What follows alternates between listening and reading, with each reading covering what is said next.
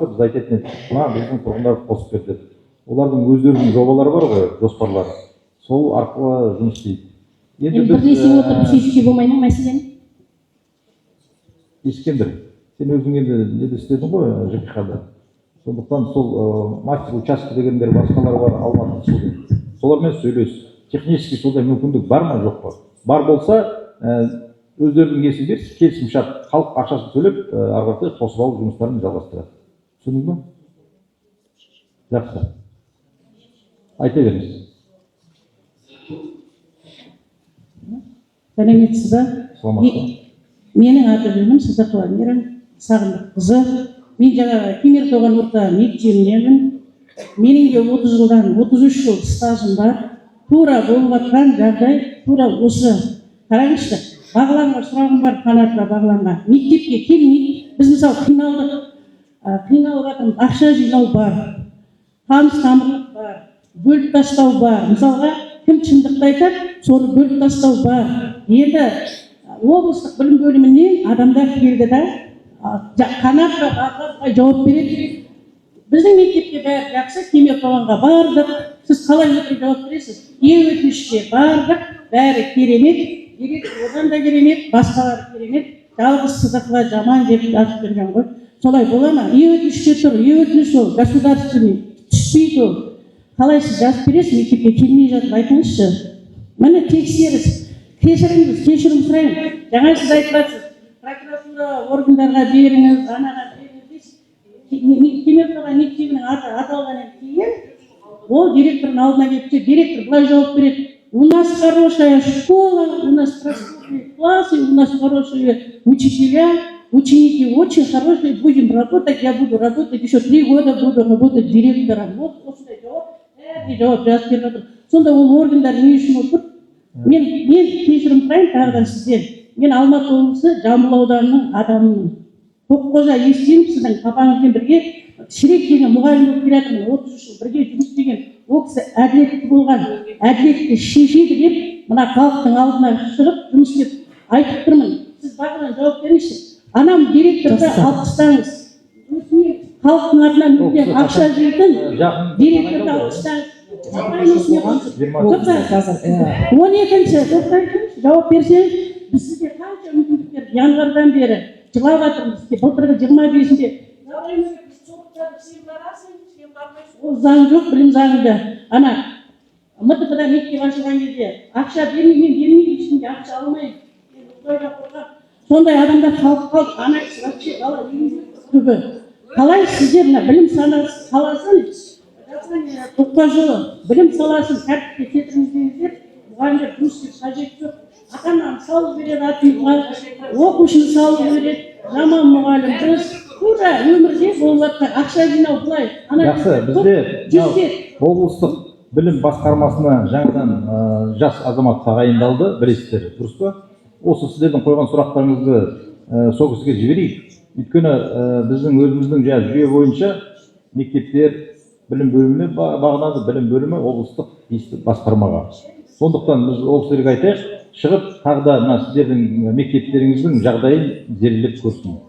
Мүмкін жағы шындық бар шығар сөздеріңізде, оны қазір мен айтамайын. Барды ол кісіге, мен қазір жүрегім қатты ауырып тұр, жүрек давлениемен ана директордың несіне шыдай алмай, учетта тұратын болдым. Біз кәдімгі мектепте ана сіздердің папаларың жұмыс жасап, энергиямызды кетіп жұмыс жасаймыз Жамбыл ауданында. Міне қажет, біз адам емеспіз, біз мұғалім емеспіз, мектептің қуғын сүгіріп, өйткені шындықты айтамыз. Пенсияға шығарып беріңіздер, қолдарыңыздан пенсия. Жақсы, ол енді мен сізге айттым ғой. Жаңа жас басшы тағайындалды, ер азамат. Жалпы мынау білім саласында ер азаматтар көп болған дұрыс шығар меніңше. Өйткені өңкей әйелдер жиналып, бір-бірімен арыздасып, ұрысып отыр. Көбірек ер азаматтарды алу керек. Сонда мүмкін тәртіпке келер. Қазір жаңа басшы келді Алматы қаласынан, мүлдем облысқа қатысы жоқ, бұл жүйеге қатысы жоқ азамат әділ шешімін қабылдайды деп ойлаймын. Жақсы ма? Жақсы. Рахмет. Ол сұрақты біз айтып болдық. Басқа сұрақтарға көшейік. Кемер Тоған мектебінде ер адам да істеді. Толстойдың мектебінде ер адам істеді.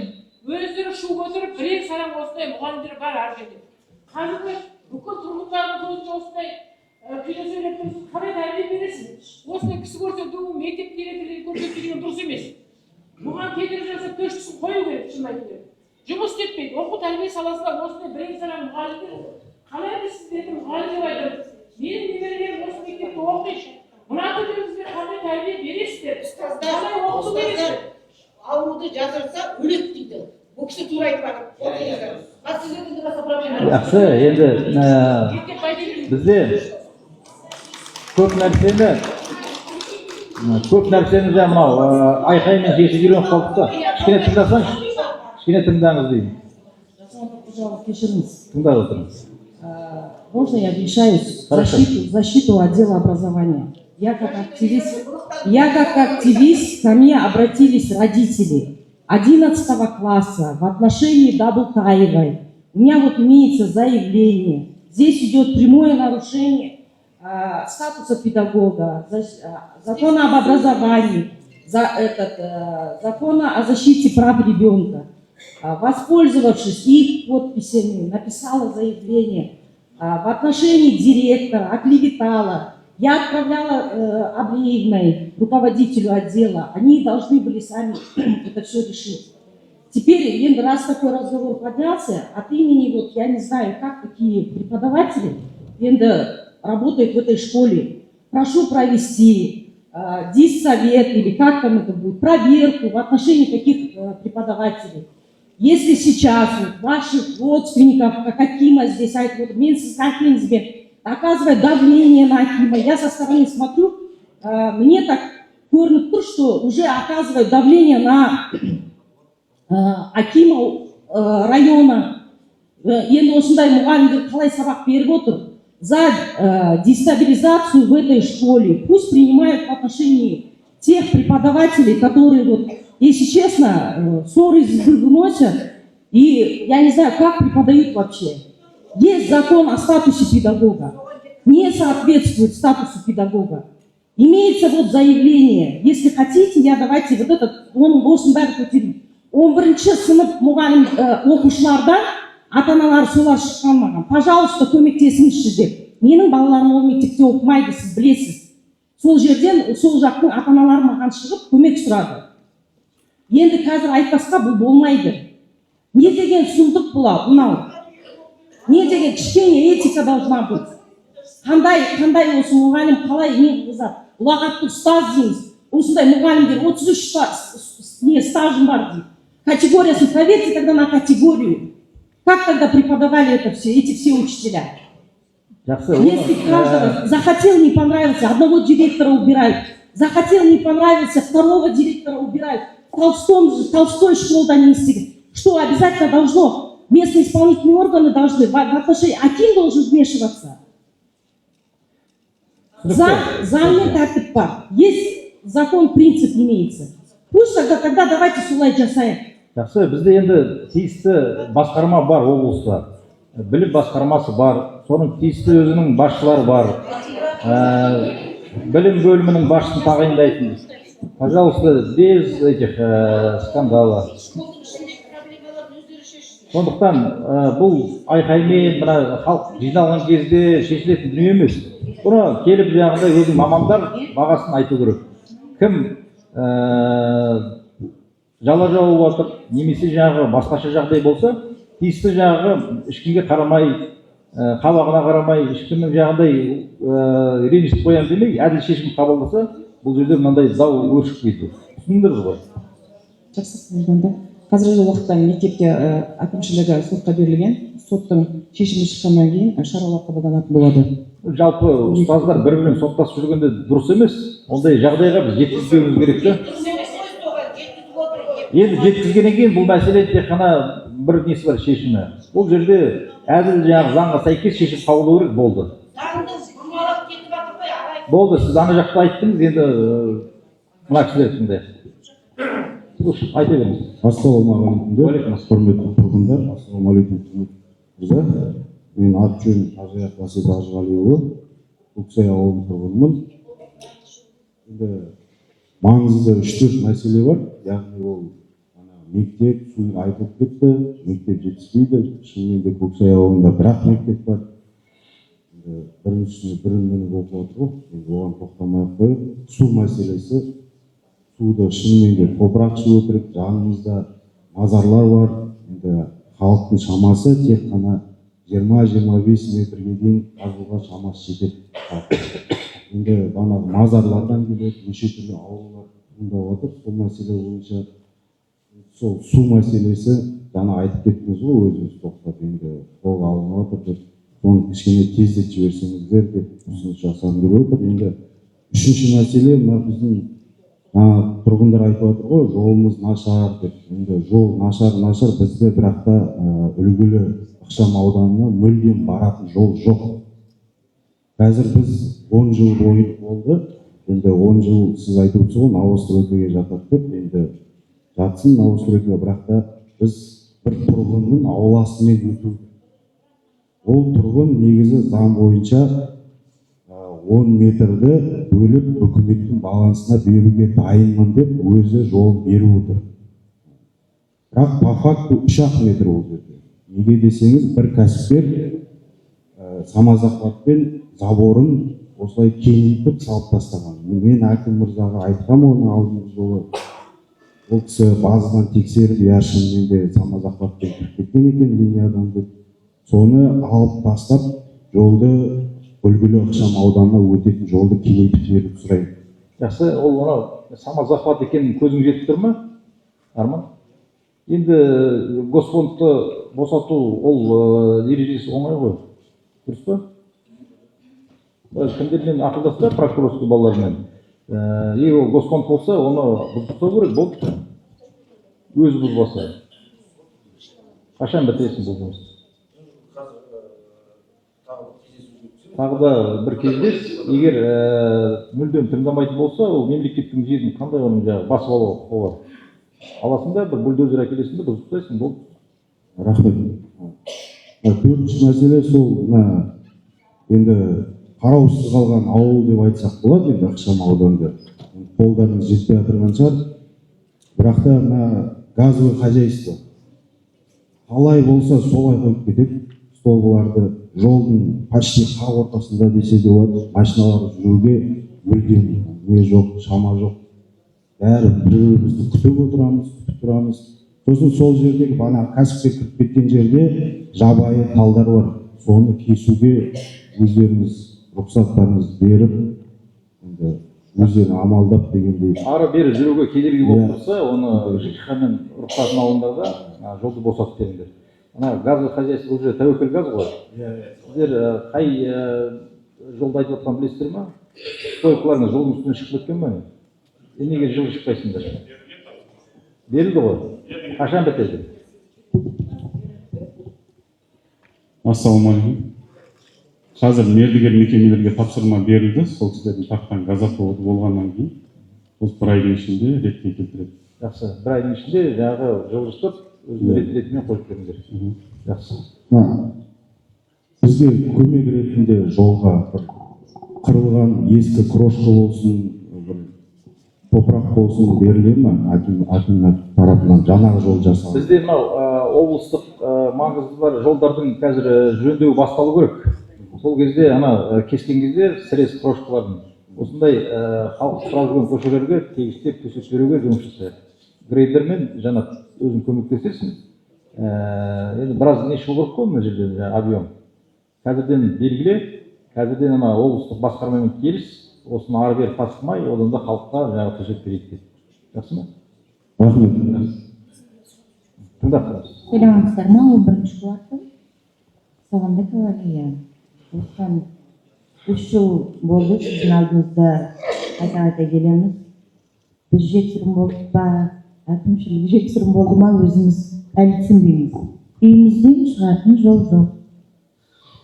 11 квартал кеше Ескендір мырза жіберді газетке шыққан жарнаманы. Тағы да автомойка ілінбеген. Сол автомойка неге ілінбей қалады? Прокуратура көрмейді, әкімшілік көрмейді.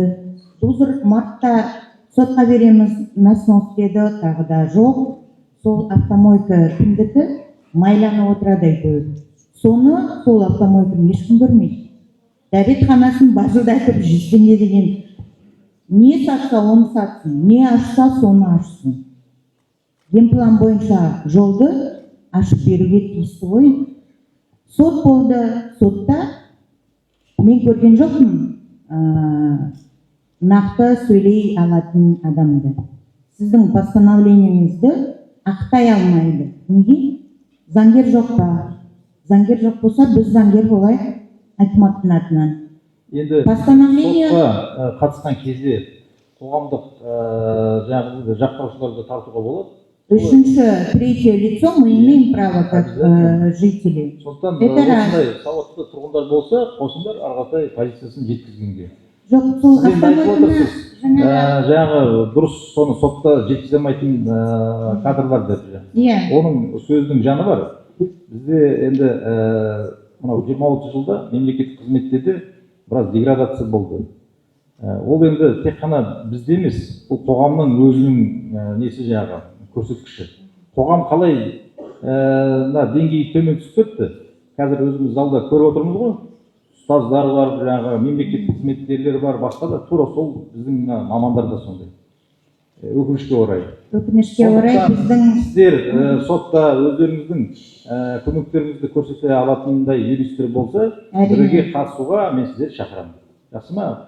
Қашан Арман Даниярұлы болады, сен жариялап бұл кісілерді одан да көмекке шақырып, осы жұмыс шешуге пайдалан. енді ары қарай Арман Даниярұлын мақтайын деп тұрған жоқпын. Осыдан 3 жыл бұрын уақыт берейік, көрейік жұмысын дегенсіз. Әлі жұмыс істеп келе жатыр, бірақ показатель 0. Біздің үйімізге кіретін жол жоқ. Әрбір көршінің бір шақырып алып өсек айтады, бір-бірін шақыстырады. Олар әрқайсысы бұл кісінің даусын жазып алып маған жібереді. Мынау билеп айтты, целевойыңды ауыстырып берем деп айтты, флешкасын көрсетті. Он, оказывается, решает даже вопросы архитектуры деп келетін кісілер бар. Сол мәселе қалай? Жарайды, енді этикасын қойдық, айтпайды. Көршіден жол сұрады, көрші жол бермейін деді, алдындағы ручканы алып лақтырып жіберді. Иә, қалай? Бұндай кісіні әкімшілікке, әкімдік орнына тағайындайды, адаммен жұмыс жасау білмейсіз. Дипломатия 0. Келу деген жоқ, орынбасарларын жібереді. Осы сіздің қаскелеңде жалғыз Адил Жаратбекович жұмыс істемей деп қалдым. Сол кісі, вот мұны постоянно барамыз, сол кісі қабылдайды, сол кісі тыңдайды. Мына кісі экспликацияға запрос жібере алмады. 2 ай артынан жүгіріп, экспликацияны ала алмадық, оны Адил Жаратбекович өзі жіберді. Сонда іргелі, бір кішкентай іргеліні басқара алмай отырса, елдермен халықпен сөйлесе алмаса, қандай әкім? Түсінбеймін. Сол уақытта 3 жыл бұрын сіз айтқансыз, уақыт берейік деп. Наверное, 10%, 15% жұмыс істеп жүрген шығар, Инстаграмнан көріп жүрміз. Әр жерде қоқыс жинап жүргенін, үлкен кісілерді мейрамда құттықтайды, оны салады Инстаграмға. 11-ші кварталды неге салмайсыз? Жеке кәсіпкерден 1 метр жолды сұрақ алып, Бұл сұрақты алдындағы сұрақ қойған азаматтарда қойды ғой, дұрыс па? иә, осының күніне қашан жетеміз? Сізге алдында айтылды ғой, мынау қазір сот органдардың шешімін күтейік. Хорошо. Соған өздеріңізде бірлесе Хорошо. қатысыңыздар. Тогда тағы бір соңғы зат, кешегі шыққан газетте данные неправильные. Ол тағы да сотқа барады, оны сот қабылдайды, оны қайтадан қайтарады, тағы да жүреміз. Осы газетке шығаруға қаңтар айынан мұны 4-ші айдың аяғы болып жатыр. 4 айда бір-ақ рет жасайды. Қайта-қайта барып қылқылдап бізге тоже керек емес. Осылай сөйлеу бізге де керек емес. Мақтайтын жерін мақтағымыз келеді, жастарға қолдау көрсетіп. Қолдау көрсетеміз, есі бізді қолдаса. Сол автомойка кімдікі? Иесін алып келіңізші. Иесімен сөйлесейік. Бір шақырып алады, уақытша жол беріңіз, бір көршісін шақырып алады, екінші көршісін тағы бір шақырып алады. Автомойкадан неге алмайсыз? Сол 6 метрді, сол 3 метрді, жарайды, сол 1 метрді неге сол автомойкадан алмайсыз? Кім ол автомойка? тура мүрдеге қарама қарсы наубайхана салып қойған, нан пісіріп жатыр. Кім қарау керек оны? Сіз қайда қарап жатыр? Мен барып ауыл шаруашылығы жеткеніміне барып бизнес ашайыншы, мені бір күнде қалдырмайды ешкім. Ол кімнің бизнесі? 6 жыл болды, 6 жыл. Жұмыс жасап жатыр, тамырланып жан-жақты. Арман мырза, айтыңызшы, пожалуйста. Сізді осы 3 жылда 2 рет көреміз. Бүгінде мен ақым деп көзіңізді қаққаннан басқа түкілмейсіз. Орныңызды қашан босатасыз? Когда нормально разговаривать с людьми, с населением. Адамдарды адам деп санау керексіз. Мен солай ойлаймын. Айтпасқа болмайды. Басқа қай жерде айтамыз? Сізге келсек бүгінде пышақ саласыз. Аулақ жерде. Қалай сөйлесу керек енді? Мен максимально өз өзімді ұстап тұрмын. Айта алмайтын адамдар бар болса, мен айта аламын. Мен ешкімнің шашпауын көтеріп жүретін адамдардың қатарына жатпаймын. Өз пікірімді айта аламын. Кішкене сабыр сақтап сөйлейік. Айтатын айттыңыз, тұра тұрыңыз. Қашан жұмыс жасайды? Қашан орнын босатады? Біз арыз жазғымыз келіп тұр бұл кісіге, орын босатсын. Айтып болдыңыз ғой. Бірінші, мына залда отырған жігіт ер азаматтарға айтайын дедім. Сіздер енді мына базарда жүрген әйел емес қой, орныңыздан отырып айқайлай беретіндер. Айтқыңыз келсе, қолыңызды көтеріп, аты жөніңізді айтып, сұрағыңызды қойыңыз. Біз жаңағы қанша адам отыр? Барлығы өзінің жаңағы кезек-кезеген сұрағын қойып отыр. Егер сізде ондай тәрбие көрсетілмесе, онда өкінішті орай. Сіздің сұрағыңызға айтайын. Енді біз, мысалы, қазір жұмыс істеп отырмыз ғой ауданда. Ауыл әкімдері басқалары бар. Сол өзіміздің қоғамдағы бар азаматтармен жұмыс істеп жатырмыз. Бұл Арман Данияр бар басқа азаматтар біз бір жақтан көшіріп алып келген жоқпыз. Өзіміздің 30 жылда тәрбиелеген мемлекеттік қызметкерлеріміз. Мен де көп нәрсеге жаңағы бұлардың жұмысына қанағаттанбай жұмыстан босатып жібергім келеді. Бірақ ауыл әкімі ол сайлану должность, дұрыс па? Өзінің мерзімі бар. 4 жылда бір сайланып, өздеріңіз дауыс беріп тағайындалады. Енді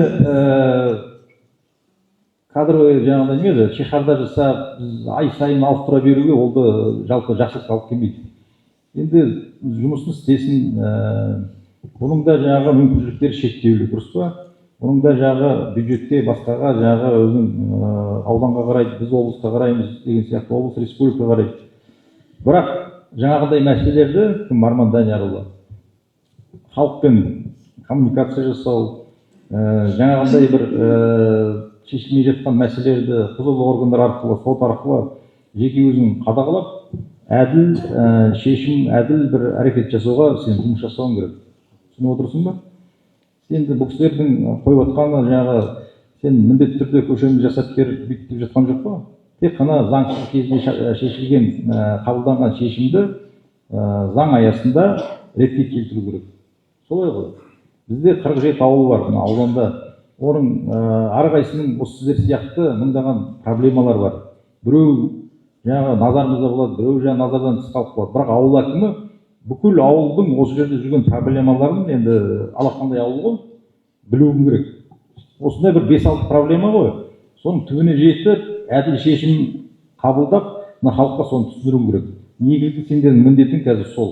Бұрынғыдай жаңағы жер егін егіп, мал қоздатып, немесе жаңағы бір өндірісте бір республикадан лимиттерді алып, ондай ешкім істеп жатқан жоқ ауыл әкімдері.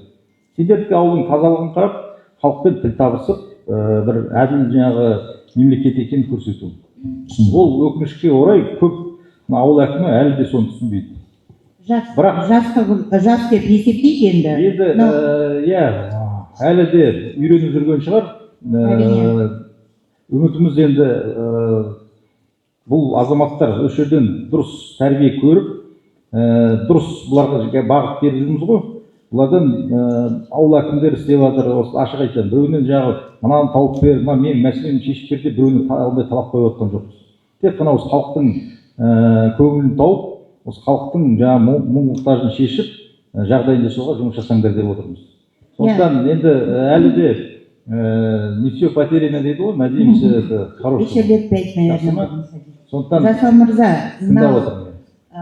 жаңағы госизиативе жауап беретін жер қатынастар бөлімі, иә? Кім бар мұнда? Отыр ғой базада. Финансқа. Енді мынау қате ғой, газетке шыққан жарнамаңыз, ол қате. Ол жерде жердің иелері дұрыс емес, содан кейін бір кадастровый номер жетпейді, ол жаңағы автомойка. Тағы да Қанша уақыт көлемде алады осы? 15-ші автомойка. Ол жоқ. Соларға сіздің өкімің шықты, енді оценка жасалады. Я вам еще раз говорю, там не хватает автомойки. Хорошо, енді. ол жерде ол выкуп бір бөлек, автомойканың сносы бір бөлек. Жоқ, жол сонда автомойканы секіріп өтіп кетеді ма? Біз тағы да айтамын. Жоспарға ойлайсыз. Кішкене тұра тұр. Бұл кісінің айтып отқаны, негені қаулыда, сендер выкупқа шығардыңдар ғой, неге автомойка жоқ деп. Бұл жерде біз автомойканы сатып алуға қаулы шығарған жоқпыз. Біз оны сатып Ол алмаймыз. жерде жол өтіп тұр ғой. Енді соны айтып отырмын ғой. Егер заңсыз салынған болса, біз оны қазір сот арқылы бұзуға әрекет жасап көреміз. Сол дұрыс түсініңіз. Бұзырға мен бардым. Ақпан айында бардым.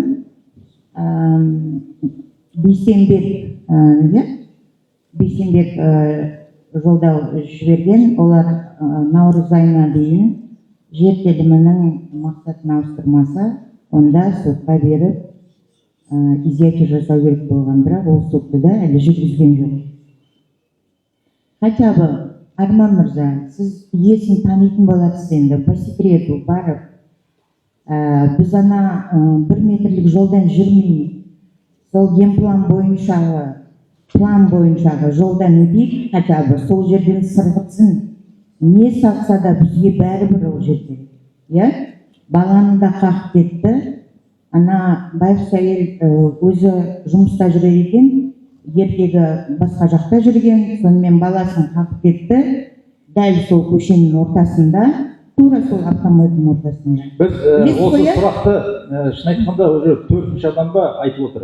Оған қайтып. Жоқ, оның бәрін мен тағы айтамын сізге. Қайталай бермейік, маған Арман, сен нақты жауап, мынау жер қатынастар бөлімінен қашан дайын болады? Тұратыр. Бұл кісі жауап бермейді. Мен исправить надо, наверное. осы аптаның соңына дейін архитектура, қайда архитектор? Мына земельный отдел, ауыл әкімі кіріп, арғы қандай жаңағы бағытпен бұл мәселе шешесіндер баяндаңдар. Егер жағында шешілмейтін болса, онда халыққа айту керек. Бұл шешілмейді. Түсіндің бе? Болды, онда басқа сұраққа көшейік. Басқа сұраққа көшейік. Айта беріңіз. Ассалаумағалейкум, саламатсыздар ма? Мен Асқарман тұрғыны, аты-жөнім Қуат Өскенбаев. Мына біз Асқарман бойынша көптеген күрделі мәселелер бар, сайын айтамыз. Ол анау бастыққа сұрақ қоятынымды айтып кетейін. Біздің Асқарманда 30 мыңдай халық тұрады. Ол егер басқа аудандармен салыстыратын болсақ, мысалы үшін Мойынқұм ауданында 42 мың халық тұрады екен. Почти бір ауданның халқы былай айтқан кезде. Оны мен әрбір кездесу сайын айтамыз. Сондықтан мәселелер күрделі мәселелер көп. Оның ішінде 3-4 мәселені айтып кетейін. Дәл қазір өйткені жылда айтып жүрміз. Мәселе шешіліп жатқан жоқ. Ең бастапқы мәселе Асқарман былай айтқан кезде базарға айналып бара жатыр ғой. Өздеріңіз көріп отырсыздар, жыл сайын деп айтып кетеміз. Осы жанымыздан шыққаннан кейін Асқарманға өзіміздің тұрып жатқан жерімізге қоғамдық бақылаудың мүшесі болып тіркелдім мен өз басым. Қазіргі мына Асқарманында көп адамдар келіп жатыр, әбден күдеріңізді келіп шыққандай мәселе шешілмегеннен кейін. Менде мына суреттер де бар, қазір өзіммен бірге алып келген. Бұл жерде Асқарманның жан-жағының бәрінде тракторлар тұр, стройкалар өтіп жатыр, строительный техникалар тұр. Оның үстінде ең басты мәселе Асқарманның подвалының бәрі қазір коммерческий объект болып кетті. Өткенде арыз жаздым, менің арызым бойынша архитектуралардың азаматтар келді, отдел предпринимательствомен бірге. Бірақ мәселе до конца шешілмеді.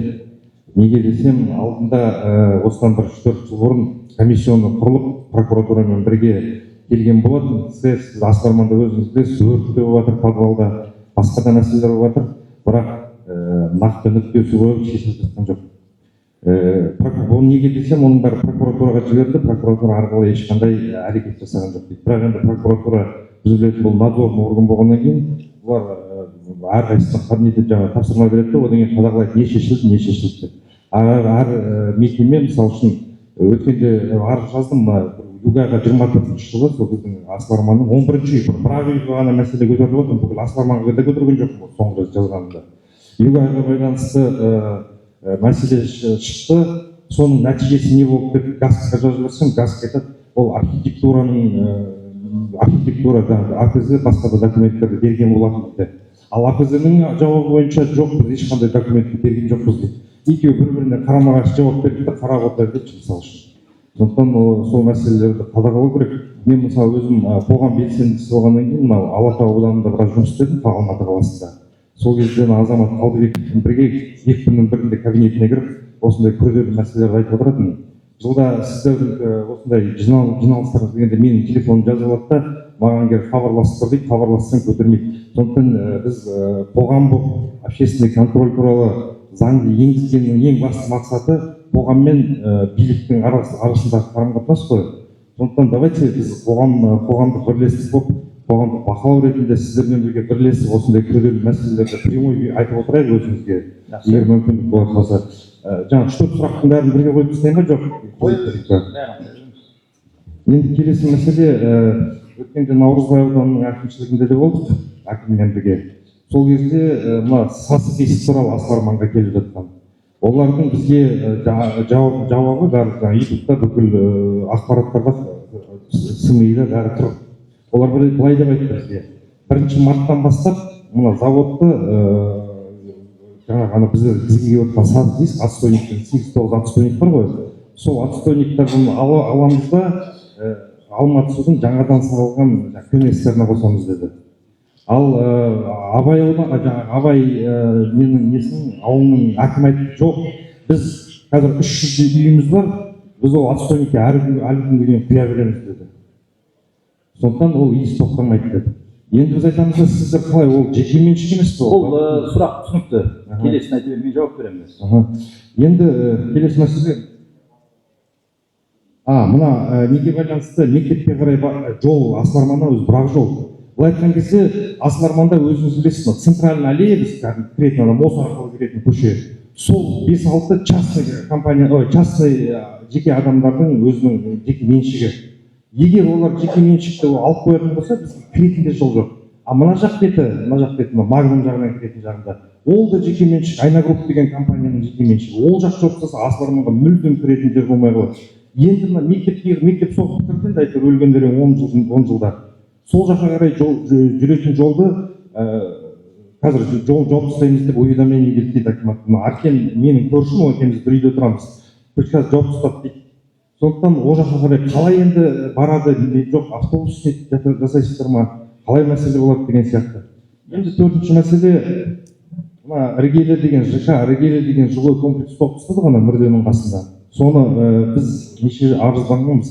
Ол петиция жаңадан ашылған кезде Қазақстан Республикасы бойынша 6-ші болып петицияға мен тіркелген болатын. Сол жылой комплекс бойынша түрде мүрденің қасында, оның ішінде коммунальный услугиға ешқандай мүмкіндік жоқ. Біздің өзімізге судың өзі 2 күннің бірінде өшіріледі, Асыл Арманда өздеріңіз білесіздер. Соған байланысты айтып әйтеуір өлгендерін оны Верховный соттап тоқтатты. Енді ол әлі күнге дейін тұр, қазір оның ары қарай мәселесі не болады? Сотқа кете ма, жоқ, ары қарай соғыла ма, жоқ, басқа мәселесі осындай 4 сұрақ. Жақсы. Біріншіден, подвалдарды айттыңыз, Асыл Арманның. Енді мынау тұрғын үйді салған кезде бұны самұрық қазына арқылы салынды. Мына подвалдардың бәрі солардың меншігінде. Олар енді өздері сатты, сол кәсіпкерлерге ма, тұрғындарға ма, білмеймін. Әр подвалда сондай жаңағы бір бизнес объекттер ашылды. Енді біріншіден енді оған шектеу қоюда болмайды, өйткені бүкіл Алматының подвалының бәрі сондай магазин болды ғой. Бірақ ол жерде мынау үйге немесе сол халыққа қауіпті жағдай болмау керек жаңағы. Газы, баллон, басқа өрт, басқа сондай объектілерді орналастыруға болмайды. Оны біздің аудандық жаңағы төтенше жағдай бөлімінде тапсырылғанбыз. Прокуратурамен оны біз былтырғы жыл қолға алып бастағанбыз жұмысты. Бірақ Арман Даниярұлы, бұл жұмыс түбіне дейін жеткізілмей қалып қалды. Сондықтан қайтадан подвалдар бойынша прокуратурамен бірлесіп, ана жердегі нысандардың бәрін бір тексеріп шығу керек. Өйткені жаңағы шынында да бір өрт жарылыс бірдеңке болса, ертең бәріміз жауапкершілікке тартыламыз. Түсіндіңдер ғой? Қосымша айта кетейінші, ол жерде подвалдарда мына целевкасын, целевой назначениені өзгертетін мекеме ғой бізде архитектура. А бізде кладовка. Тек қана бәрі 11-ші, мен өзім үйіме бойынша айтайын, 11-шіге запрос жібердім, неден, сонымен. Тек қана кладовка. Кладовкаларға коммерция объект деген болмайды. Сондықтан ол сол мәселе шешіледі. Біздің архитектура бөлімі соған мұқият қарау керек. Заңға сәйкес қана шешім қабылдау керек қой. Егер ол жаңағыдай переоборудованияға жарамайтын болса, ондай шешім қабылдамаңдар. Түсінікті ме? Енді сасқиышты айттыңыз, мынау Қазақстан қағазы деген үлкен мекеме бар. 800-дей адам, осы Қарасай ауданы тұрғындар сол жерде жұмыс істейді. Тиісті экономикаға керек дүние шығарып жатыр. Бірақ кезінде ол завод салынған кезде, енді осы жерде бұрын тұратын адамдар біледі, төңірегінде Асыл Арманда болған жоқ, ана жақта Алматы қаласының Қазақстройдың үйлерінде болған жоқ, бір айдаладағы тұрған завод еді. Енді кезінде енді Алматы өсті, мынау тұрғын үйлер салынды, біраз жаңағы дұрыс шешім қабылданбай салынған шешімдер болды ғой. Қазақстан қағазы мекемесінің басшылары қазір өзінің канализациясын толық Алматы қаласының жүйесіне бұрып жалғады. Бірақ біздің Абай жоғары жақтағы тұрған ауылдың канализациясы бар, қазірше сол жерде құйылып жатыр. Мен жаңа айттым ғой, мынау Асыл Арманның канализационный КНС-ның қасында біз резервный резервуар жасап жатырмыз деп. Солған Абайдың канализациясын қосамыз да, ары қаратай Алматыға да жібереміз. Ол енді бір осы жаз айында толық бітуге тиіс. Жаз айының соңына дейін ғой, сентябрьға дейін яғни, иә? Енді августқа сол кездерде бітіреміз.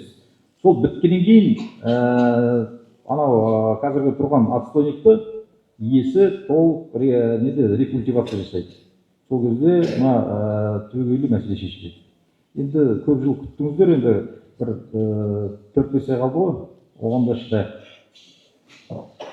Мектепке барар жолды айтып отырсыз. Мектепке барар жол, Арман Даниярұлы. Мен енді айтып отырмын ғой, біздің ауданда жер мәселесі өте жаңағы күрделі. Барлығы жеке-жеке болып кеткен. Жаңағы жолда жабылып қалып жатыр, үйден шыға алмайды, мектептен де шыға алмай жол жабылып жатыр. Қазір мына кісі айтқан әр жолды талдап кім иесі, қазірден жаңағы бас жоспары басқаны жол ретінде, тротуар ретінде солай бекітілу керек. Мына Асыл Арманға развязка салғанда да, мысалы, Қазақты жол салған кезде қаншама жаңағы сатып алдық, дұрыс па? Өйткені барлық жолдың бойының бәрі бір 14-15 жыл бұрын бәрі таратылып кеткен. Сондықтан қазірден де мына кісі айтқан қарап шықсаңыз, мына мектепке баратын біз тротуар саламыз деп өзіміз жоспарлағанбыз. Солай ғой. Оны біз қазір мына құрылыс сезоны басталып жатыр. Мердігерлермен келісіп, ары қаратай тротуар жасап беруіміз керек. Енді мына ЖК іргелі бойынша, бұл ЖК іргелі енді жерін қаза бастаған кезде біз сол иесін шақырып прокуратураға ескертеміз. Айналайын, сенің ешқандай мына жерде құжатың жоқ, рұқсат берілген жерің охранный зона ненікі анау кладбищенің.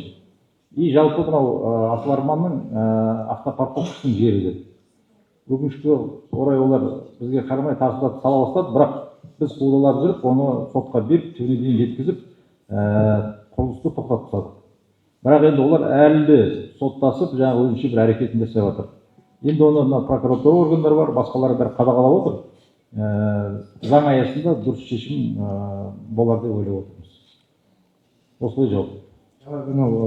Арман жаңағы уведомление келгені рас қой, мен жоқ мектепке баратын жол. Мектепке, иә, біз қазір айтып отырмыз, 128 метр тротуарды.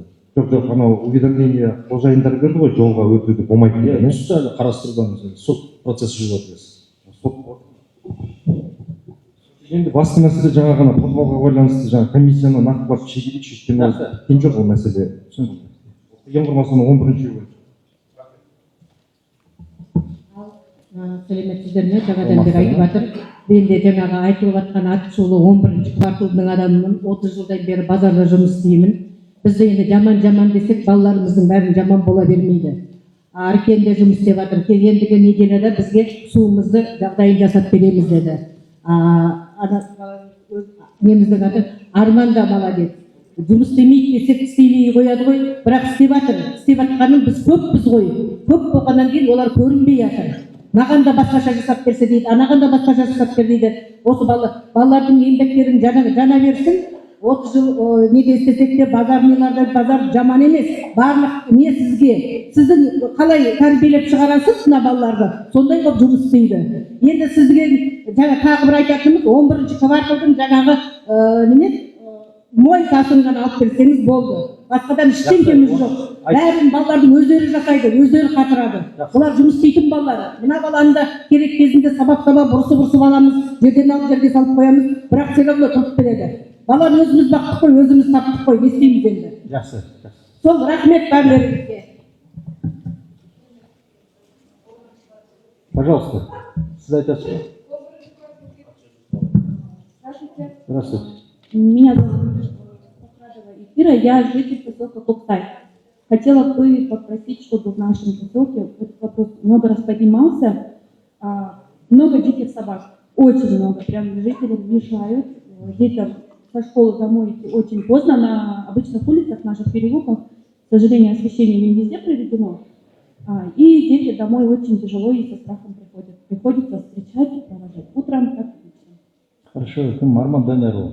Қаңғыбас иттер бойынша тиісті мердігер бар, өздерінің, сейчас же закон поменяли по бродячим собакам.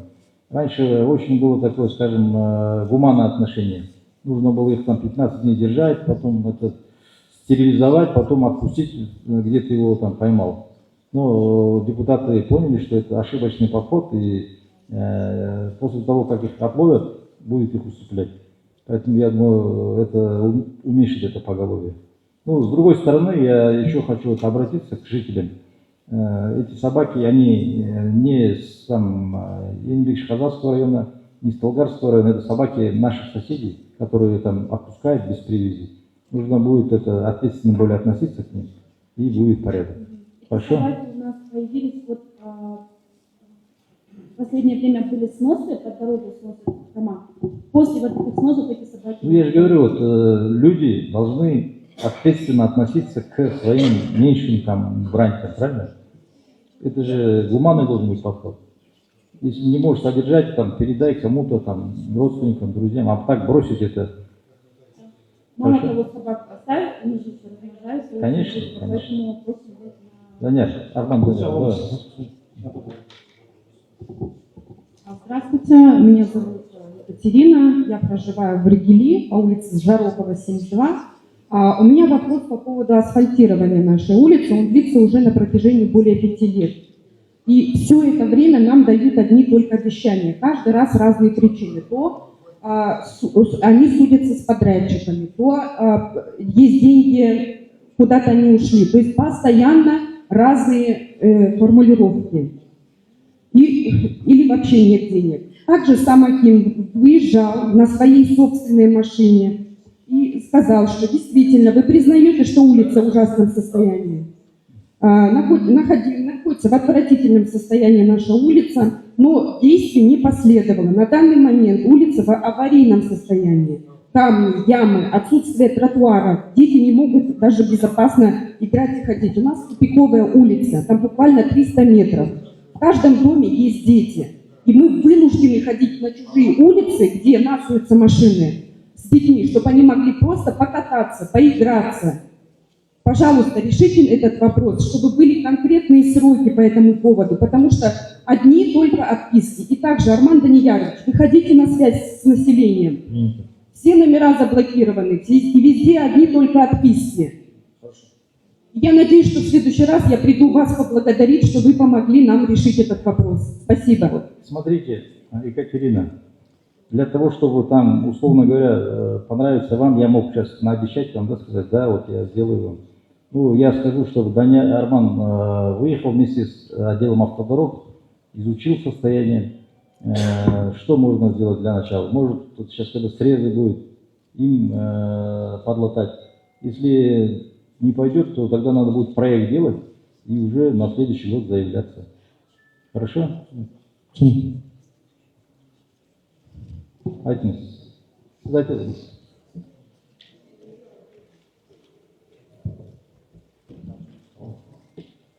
Құрметті әкім, менің есімім Еркін Молдағасович.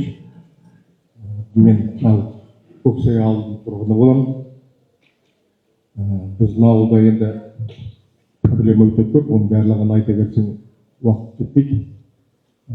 Просто мындай бір сөз бар қазақта. Білімі болса да әкім қылып қойма, ой ағам болса. Ғалым болса да ұстаз қылып қойма, пиғыл жаман болса. Құдайға шүкір, біздің әкіміміз бұл критерийға мүлдем келмейді. Біз енді былай проблемалар болып отыр. Біздің көшемізде Көксайда Ақсай көшесі бар. Бізде көше деген жоқ, көшеде жоқ, жол жоқ, су да жоқ, газ да жоқ, свет та жоқ. Біз бір Марк Твеннің бір сөзі бар еді. Мы боремся с течением, а течение нас уносит в прошлое. Сол мы в прошлое, даже 20-ші емес, 19-ші ғасырда тұрғандай болып отырмыз. Сол проблемалық болып жолды жасаймыз деп өзіміз ауыл несін собраниясын өткізіп жол жасаймыз, жол жасайды. Бізде шұңқыр кезінде, Союз кезінде анау құмалы бөрде шұңқырларды жасап тастаған 2-3 метр глубиналар. Соларды өзіміз топырақпен көміп жатырмыз. Көмдік соның бәрін. И, конечно, олар проблема болды. Ол жерде де ешкім жоқ кезде мусорды төгіп кеткен проблема болды.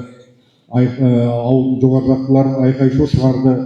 Соның барлығын әкім мырза келіп, соны шешіп, өз проблема жүрген жерде жүреді. Ол жай жүрмейді, бұл жерде проблеманы шешіп жүреді. Сонысына ризамын мен оны. Енді сізге, конечно, біздің жолымызға да, светке де бюджеттен ақша бөлінбеген, оны жақсы білеміз. Бірақ енді үлкен жолдар жасалынады, солардың тендерден кішкентай ақшалар қалады, классификациясын өзгертпей, сол өзінің жолға электричество классификациясын өзгертпей, біздің мәселемізге қарасаңыз, біз алғысымыз, халықтың алғысы сізге шексіз болатын еді. Жақсы. Сіздің ұсыныстарыңыздың бәрін жағы тиісті бөлімдермен отырып қараймыз. Егер бір жерден экономия шығып жатса, онда көреміз. Бірақ алдын ала айтайын, бізде бюджет енді күзде бекіткеннен кейін қазір ноябрьда жоспар құрамыз ғой келесі жылға. Осы сұрақтар міндетті түрде кіру керек келесі жылға. Жақсы ма? Рахмет. Айтыңыз. Добрый день. Меня зовут Виктория Владимировна. Я по поводу поселка Ергели, как бы от лица жителей, которые здесь живут. Вот в прошлом году нам сделали новую дорогу по Кунаеву, отремонтировали. Нынче там уже непонятно что. Вот напротив магазина Шукла, если очки нашего поселка, видим, как эта яма лежала, как она лежит. Сколько уже писали, сколько обращались, никакой реакции. По улице доступ к верхней части. Нет, яма образовалась на дороге, которая в прошлом году... Это новая дорога, да. Как они ее сделали? Ну да, у нас... Новая дорога. Подождите, послушайте. Заказчиком этой дороги было областное управление автодорог. Там есть подрядчик, который делал. Нужно будет найти кім жанат. Тауып сол жолды жаңағы ойып қойған жерін қалпына келтірсін. Гарантиясы бар, дұрыс па? Сондықтан надо обследовать сейчас это здание. Келсе, онда қашан жасайтыныңды халыққа түсіндіріп. Обязательно эти ямы залатает подрядчик, мы найдем. Теперь та же проблема по улице Доступ, верхняя часть выше Шуглы. В прошлом году там ремонтировали воду, прорвало.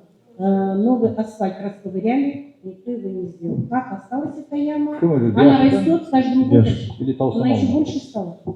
Комсомол ма? Алатау комсервис. Тем более, предписание отдел ЖКХ. Берингер орындамаса админ штраф за вот нарушение правил благоустройства. И в чувство приводите. Конкретно адрес жазып алдыңдар қыздар? Білеміз біз. Білсең, онда неге ұйықтап жүрсің осы күнге дейін? Жоқ, қазір жасап береді. Теперь вопрос по поводу детских площадок. Если вы сейчас заходили сюда и видели, в каком состоянии детская площадка. У нас в поселке Иргели ни одной детской площадки для детей. Ни одной. У нас что, нету земли? У нас негде поставить хорошую площадку для детей, куда мы могли бы водить своих детей. К сожалению, нету земли. Нету земли? Все частная собственность. Ну вот смотрите, мы были на Урызе в Темиртугане, да, там стоит площадка на территории школы. У нас что, на территории школы нет земли? Ну, поставить площадку. На территории школы это во время строительства школы построили. Ну, значит, здесь надо переоборудовать. Хорошо, у нас Здесь как бы... разнесли сух и прах, ее никто не ремонтирует, и платит никому не Здесь, у нас, видите, в чем проблема? Школы, они как бы финансируются через областное управление образования непосредственно. Они к районному бюджету отношения не имеют. И мы с районного бюджета для вот благоустройства там каких-то площадок на территории школы деньги выделить не можем. Поэтому а у областного управления образования проблема в чем? Они не до детских площадок, они вот, условно говоря, школу Куксай надо новую построить. Или там в другом населенном пункте. То есть вы хотите сказать, что наши дети так и будут без площадок, без ничего, да без развлечений? То есть мы, я не знаю, мы тогда где, в каком году, в каком веке мы живем? В Средневековье? Что мы не можем в нашем поселке заиметь одну площадку для детей? Река. Здесь нужно, смотри, Арман Даняров, работу проводить с владельцами земельных участков, которые на территории.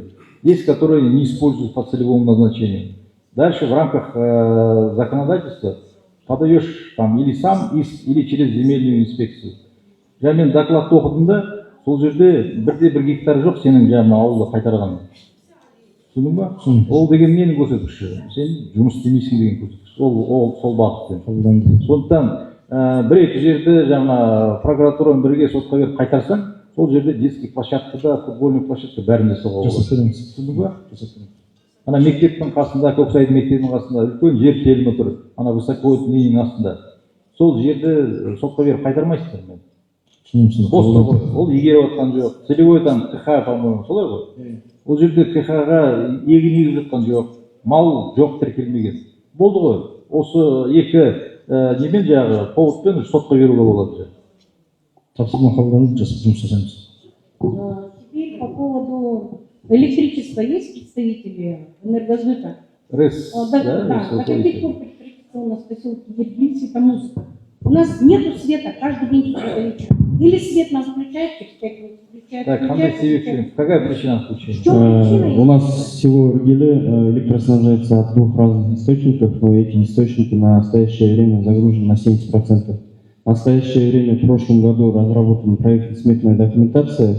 В этом году, в мае месяце, в конце мая, начнется работа по строительству новой линии 10 киловольт, то есть с поселка Абай за рестораном Кириен-Сарай построят распределительный пункт.